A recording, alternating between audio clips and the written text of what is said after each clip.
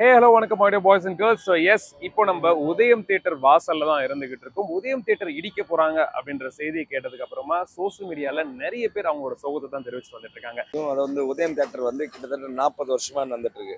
1983ல இருந்து 83ல எடுத்தாங்க. 83ல தான் வந்து தியேட்டர் ஓபன் ஆச்சு. இப்போ வந்து 2023 2024 41 வருஷம் ஆகுது. இந்த தியேட்டரை வச்சு நிறைய பேர் வாழ்ந்தவங்களும் இருக்காங்க, இது பண்ணவங்களும் இருக்காங்க. நிறைய பேரோட பொழுதுபோக்கும் வந்து தாறுமாற நடத்துறாங்க. இந்த இதெல்லாம் எதுவுமே பண்ண முடியாது. இந்த பொழுதுபோக்கு விஷயத்தையும் மாற்றி கனிமொழி எம்பின்றவங்க 140 கோடி ரூபாய் கொடுத்து இடம் வாங்கியிருக்காங்க. இந்த தியேட்டர் இன்னும் ஒரு 10 நாள்ல இடிஞ்சு முடிஞ்சிடும். மார்ச் 31 வரைக்கும் சொல்லியிருக்காங்க. இப்போ நான் சொன்னது நான் உங்ககிட்ட 40 நாள்னு சொன்னேன்ல. இப்போ இன்னைக்கு பிப்ரவரி 15னா சரியா அந்த நாள் வந்துடுது.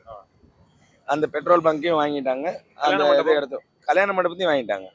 ஸோ இந்த இடத்துல இருக்கிற எல்லாமே அவங்க பண்ணுவாங்க. கட்சியில் இருக்கிறவங்க எல்லா வேலையும் பண்ணிக்க முடியும். ஆனால் அந்த இதை நம்பி வாழ்ற பொதுமக்கள் எந்த விஷயமும் பண்ண முடியும். ஒரு பக்கம் இந்த தியேட்டர்ல வசதிகள் இல்லை, அதனாலதான் எந்த வசதி இல்லைன்னு சொல்லுங்க. மினரல் வாட்டர் இல்லையா, இல்லை பாத்ரூம் பார்க் இது இல்லையா, இல்லை பார்க்கிங் வசதி இல்லையா, எந்த இது இல்லைன்னு சொல்லுங்க. இந்த தியேட்டருக்கு 7 ஓனருக்கும் பேங்க்ல கடன் 100 கோடி ரூபாய்க்கு மேல ஆயிடுச்சு. அந்த 100 கோடி ரூபாய் கடனையும் கொடுத்து மீதி 40 கோடி ரூபாய் கொடுத்து வாங்கியிருக்காங்க. இது நார்மல்.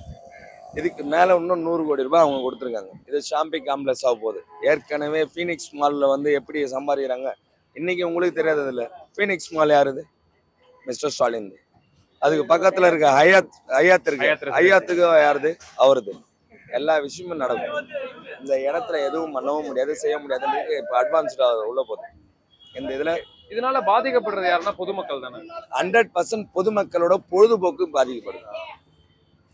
100% பொதுமக்கள் பொழுதுபோக்கு ஃபுல்லா மாடி வச்சு போயிட்டே இருக்க போகுது. இதுல எந்த விஷயமும் பண்ண முடியாது. இத்தனை வருஷமா இந்த தியேட்டர் இருக்கிற விஷயத்த நம்பி எத்தனை பேர் வந்திருப்பாங்க. உதயம் தியேட்டர் அப்படின்ற உதயம் தியேட்டர்ல அப்படின்னு நான் படமே பார்த்துருக்காங்க, பாட்டெல்லாம் பாடுறாங்க. அஜித்தும் பாட்டு பாடியிருக்காரு, பிரபுதமும் பாட்டு பாடியிருக்காரு. ஸோ அவ்வளோ ஃபேமஸான ஒரு தியேட்டரையும் இன்னைக்கு பிடிச்சி வாங்கியிருக்காரு.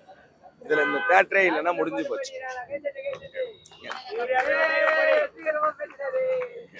அப்போ நிறைய பேரோட வருத்தம் என்ன இருக்குன்னு பாத்தீங்கன்னா, இந்த உதயம் தியேட்டர்ல என்னோட கடைசி படத்தை இதை பார்த்தேன் அப்படின்னு சொல்லிட்டு நிறைய படங்கள் சொல்றாங்க. சூப்பர் ஸ்டார் படம் ஒரே வார்த்தை, நேத்து நான் போயிட்டு லால் சலாம் படம் பார்த்துட்டு அந்த தியேட்டர் ஃபுல்லா அப்படி வீடியோ பிடிச்சி தூக்கின்னு வரேன். ஏன்னா இதுக்கப்புறம் இந்த தியேட்டருக்கு நான் வருவேன்னா மாட்டேன் கூட. இதெல்லாம் அடையாளம். இது ஒரு விஷயம் வந்து அடையாளம். இங்க காசி அது வந்து பில்லர் சிக்னல்ன்ற வார்த்தை வராது, உதயம் தியேட்டர்ன்றதான் வரும். ஸோ அப்படி ஒரு அடையாளத்தையும் அழிக்கிறாங்க. இதுக்கெல்லாம் காரணம் என்ன வரும்? பணம் இருக்கிறவங்க சம்பாதிக்கலாம், அது இல்லாம வேற எந்த விஷயமும் பண்ண முடியாது. யார் என்ன வேணாலும் பண்ணிட்டு போகலாம், எது வேணாலும் செஞ்சு போகலாம். இந்த ஒரு பொழுதுபோக்கு இங்க அம்சம் இருக்கிறதுனால எத்தனை வேணாலும் பண்ண முடியும். இந்த விஷயம் எல்லாத்தையும் பண்ணணும் செய்யணும் அப்படின்றது நீங்க பாத்துக்கலாம். இப்போ வந்துட்டு ஒரு விஷயம் என்ன வந்துட்டு இருக்குன்னு பாத்தீங்கன்னா, ரசிகர்களும் தாண்டி நிறைய ஆக்டர்ஸ்லாம் இங்கதான் படம் பார்த்துருக்காங்க. எல்லா ஆக்டரும் ஃபர்ஸ்ட் படம் ரிலீஸ் ஆனா முதல்ல வந்து படம் பார்க்குற இடம் உதயம் தியேட்டரா இருக்கும். இன்னைக்கு அந்த உதயமுக்கு தரமட்டமா இருக்க போகுது. இப்போ நடிகர்கள்லாம் வராங்களா இங்க? எல்லா நடிகரும் வராம, எந்த இப்ப புது படம் ரிலீஸ் ஆனா எந்த நடிகர் வராம இருக்காங்க? எல்லாருமே அவங்களுக்கு அந்த விஷயத்துல வந்து செய்யணும். இந்த இடத்துல நான் வந்து கட்டுரை வச்சு பாலாபிஷேகம் பண்ற வரைக்கும் இங்க கஸ்டமர் இருக்கு, ரசிகர்கள் இருக்காங்கன்னா அப்ப எந்த விஷயம் பண்ண முடியும்? அந்த ஒரு அடையாளத்தையே இப்ப காலி பண்ணி போறீங்க, என்ன பண்ண முடியும்? இதனால இங்க இருக்கக்கூடிய கடைகளுக்கு ஏதாச்சும் பாதிப்பு ஏற்படும் நினைக்கிறீங்களா? இந்த கடைக்கு அந்த கஸ்டமர், அது வந்து அந்த கடைக்கு வர்ற தியேட்டருக்கு வர்ற கஸ்டமர்ஸ் எல்லாம் நைட் ஷோ வராங்க, பகல் ஷோ வராங்க, இது பண்றாங்க. ஐயோ 3 மணிக்கு ஷோ, என்ன 2:50 வந்து எனக்கு ஹோட்டல்ல சாப்பாடு கொடுங்க.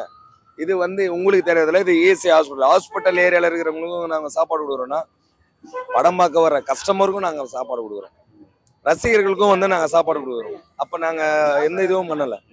அப்போ உங்களுக்கும் பாதிப்பு ஏற்படுதுன்னு நினைக்கிறீங்க? 100% பாதிப்பு தான்.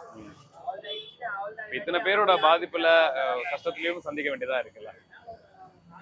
எல்லா கஷ்டத்தையும் நாங்க சந்திச்சுதான் ஆகணும். இந்த கஷ்டத்தெல்லாம் தாண்டி தான் நாங்க வியாபாரமும் பண்றோம். நிச்சயமா. இதையும் மீறி நாங்க பண்றதுக்கு இப்ப தியேட்டர் இல்லைனாக்கா முடிஞ்சு போச்சு. நாங்க ஒன்லி வெறும் ஏசி ஹாஸ்பிட்டலோட இருக்கிற இது மட்டும் தான் பார்க்க முடியும்.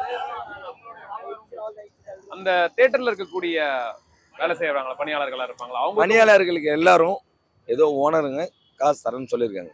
ஏன்னா அது ஒரு ஓனர் இல்லை, 7 ஓனர் இருக்காங்க. அவங்க காசு தரேன்னு சொல்லியிருக்காங்க. ஏன்னா அவங்களே கஷ்டத்துல இருக்காங்க. ஆமா அப்படின்ற வார்த்தையை சொல்லி தான் இந்த தேட்டரை வித்துருக்காங்க.